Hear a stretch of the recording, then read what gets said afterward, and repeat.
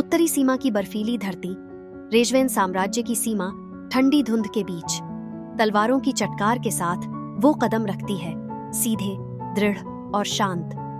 राजकुमारी Elisha Novak, रेजवेन साम्राज्य की सबसे बड़ी बेटी और उसके विशाल सेना की सेनापति।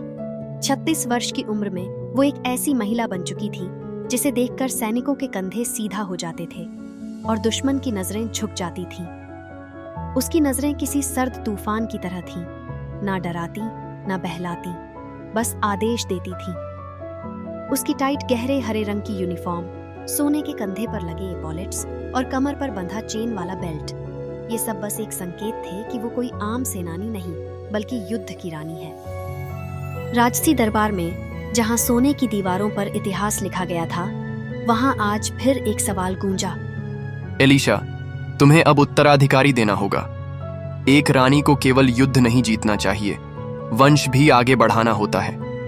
लेकिन उससे पहले दरबार के दरवाजे पर लिसा अर्लविन आई, एलिशा की बचपन की प्रतिद्वंद्वी, जो अब साम्राज्य की दूसरी सबसे बड़ी सेनापति बन चुकी थी। अगर एलिशा उत्तराधिकारी नहीं देती तो मुझे युद्ध की कमान सौंपी जाए, लिसा ने गरजते हुए कहा।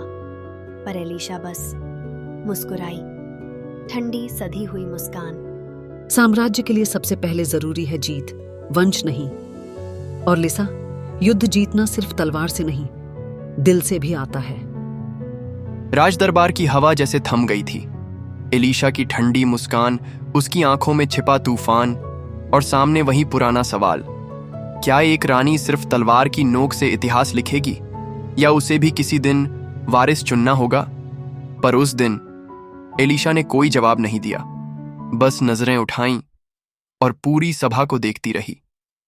कहानी यहीं खत्म नहीं होती। जानिए आगे क्या होगा, केवल हमारे चैनल पर AI Dreamscape Donyo YT, जहां हर कहानी एक सपना बन जाती है।